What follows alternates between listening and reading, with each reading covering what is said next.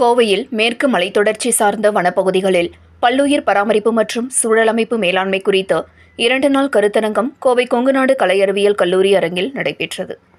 கோவை கவுண்டம்பாளையம் பகுதியில் உள்ள கொங்குநாடு கலை அறிவியல் கல்லூரியின் முதுநிலை அறிவியல் விலங்கியல் மற்றும் ஆய்வுத்துறை, வனவிலங்கு உயிரியல் துறை ஆகியன கொல்கத்தா இந்திய விலங்கியல் ஆய்வகத்துடன் இணைந்து நடத்தும் மேற்கு தொடர்ச்சி மலைகளின் பல்லுயிர் பாதுகாப்பு மற்றும் சுற்றுச்சூழல் மேலாண்மை என்னும் தலைப்பிலான 2 நாள் தேசிய கருத்தரங்கத்தின் தொடக்க விழா கல்லூரி வளாகத்தில் உள்ள முனைவர் மாரப்ப கவுண்டர் ஆறுசாமி கலையரங்கில் நடைபெற்றது.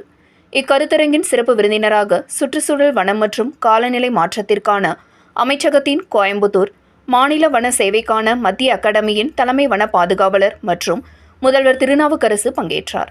அவர் தம் உரையில் மேற்கு தொடர்ச்சி மலையின் பல்லுயிர் பாதுகாப்பு மற்றும் சுற்றுச்சூழல் மேலாண்மை பெரும் சவாலான கட்டடங்களின் பெருக்கம் அமைகிறது.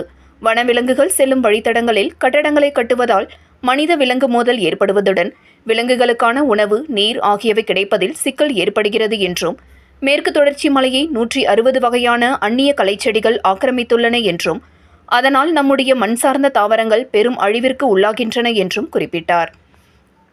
மேற்கு தொடர்ச்சி மலையின் பல்லுயிர் பாதுகாப்பை உறுதி செய்ய அரசின் கொள்கைகளும் தன்னார்வ அமைப்புகளின் துணையும் மட்டும் போதாது என்றும், பொதுமக்களும் விழிப்புணர்வுடன் செயல்பட வேண்டும் என்றும் வலியுறுத்தினார். இக்கருத்தரங்கில் கல்லூரியின் செயலர் மற்றும் இயக்குநர் டாக்டர் CA வாசுகி தலைமையுரையாற்றினார். தொடர்ந்து கொங்குநாடு கலை அறிவியல் கல்லூரிக்கும் சென்னை பாம்பு பூங்கா அறக்கட்டளைக்கும் இடையே புரிந்துணர்வு ஒப்பந்தம் கையெழுத்தானது. கருத்தரங்கு துவக்க விழாவில் சென்னை பாம்பு பூங்கா அறக்கட்டளையின் நிர்வாகத் தலைவர் முனைவர் S. பால்ராஜ், கேரள வன ஆராய்ச்சி நிறுவனத்தின் முன்னாள் இயக்குநர் முனைவர் PS. ஈசா, மத்திய பிரதேச மாநில முன்னாள் தலைமை வன பாதுகாவலர் முனைவர் திலீப்குமார் ஆகியோர் கருத்தரங்க நோக்க உரையாற்றினர்.